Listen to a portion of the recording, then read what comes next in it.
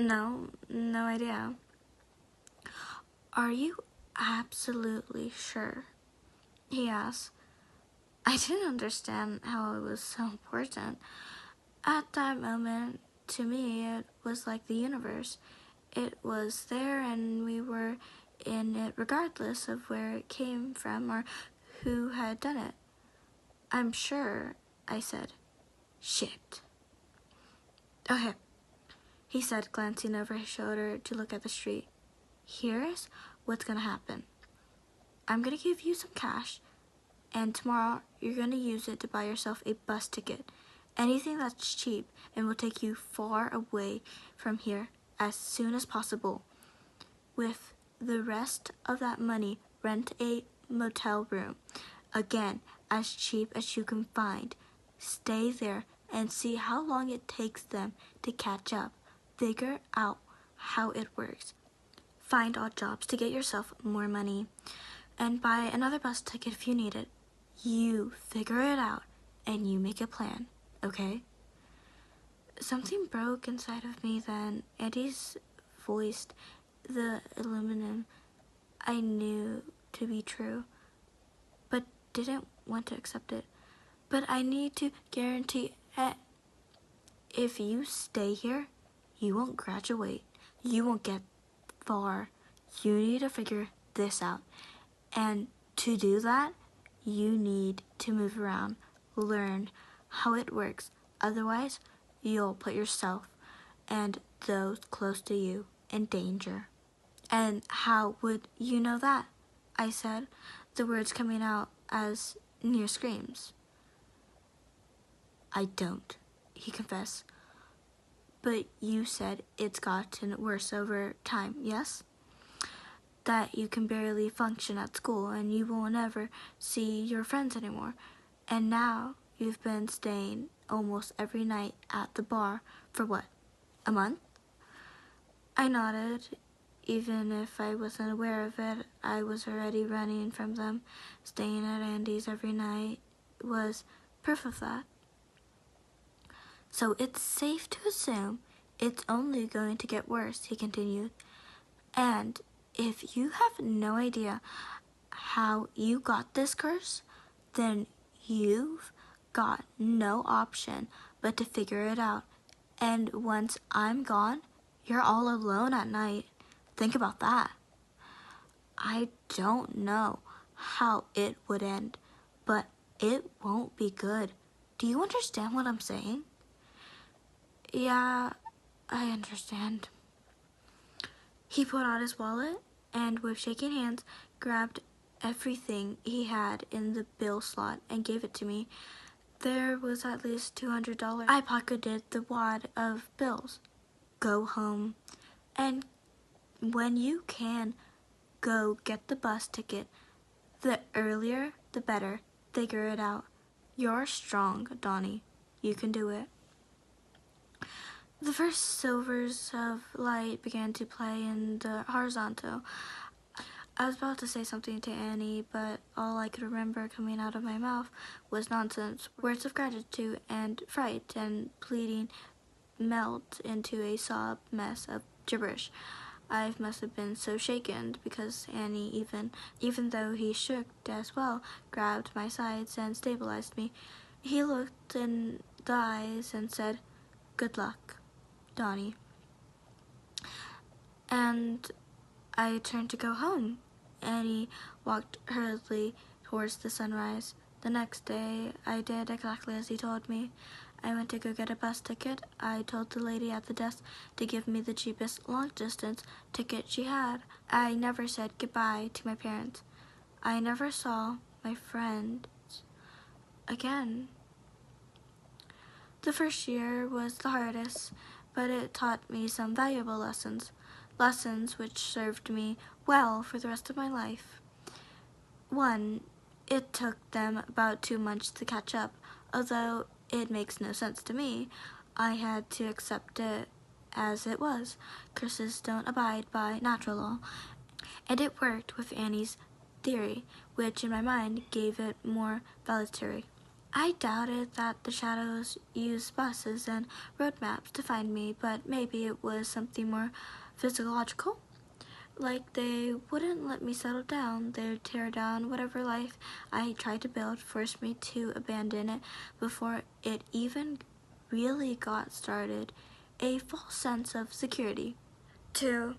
Post offices, construction, and restaurants were the best odd jobs. They were needed workers, and it wasn't unusual for them to have people come in and out. At the very least, I could get some money to sustain myself. 3. No relationships. One time I got mixed up with this girl, and when I started to see the shadows, I had to leave her. I felt so bad for her, but what else could I have done? This curse was infectious, it seemed.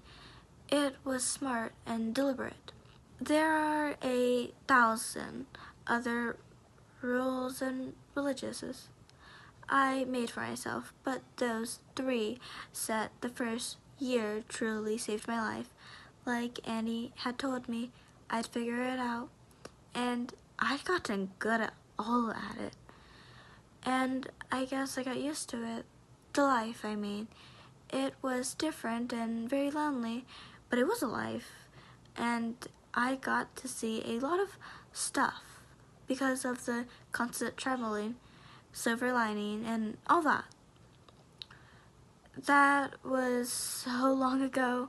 The first year turned to the first few, and then I hit the 10-year mark, then 20, and so on. The date I had left my hometown replaced my birthday. It was more important. It was my calendar, my sun, and my compass by which I regulated my life. I got so good at it that I almost completely stopped seeing them. I could evade the curse's corruption before it even began. Sometimes I think it had stopped and I spent too long in one place. Then they caught up to me, and I was once again reminded of the curse. But I got better and better, so much better that now it's been 20 years without seeing them. The 20 years before that provided to me that they wouldn't go away. So yes, I haven't seen them in a long time. So long that I began to forget what they look like, what they feel like, until now, which is why I'm writing this story for all of you, which is why I can once again recall their form and their movements, but now it's worse than ever. Old age has taken a toll, and I'm unable to run any longer. I'm sure my unorthodox lifestyle didn't do me any favors either, never having a home, someone to come home to. I regret it so much. I miss my parents, who were long gone dead. I found out through the internet some years ago on the autopsy when they write missed by such and such. I wasn't included. I guess that makes sense. I miss Andy, the man who saved my life, but I hate him so much for it. Now I wish I had stayed, graduated. I wish I'd told someone, tried seeking help, even if they couldn't provide it. At least my parents would have known what took their son. My friends could have visited me at the mental asylum or attended my funeral. But now I'm stuck. I'm too old to run. So after all these years of cat and mouse, they've caught up to me. I stayed at a fancy hotel. I decided if I'm to die, I wish it to be somewhere fancy. It took a lot more of my savings, but money doesn't matter anymore. I won't have a will either. Who am I to give it to when I have no one? They're all around me now. They creep in the shadows and stare me awake just as I'm about to fall asleep. They torture me in these adaptable ways, yet they don't attack my person.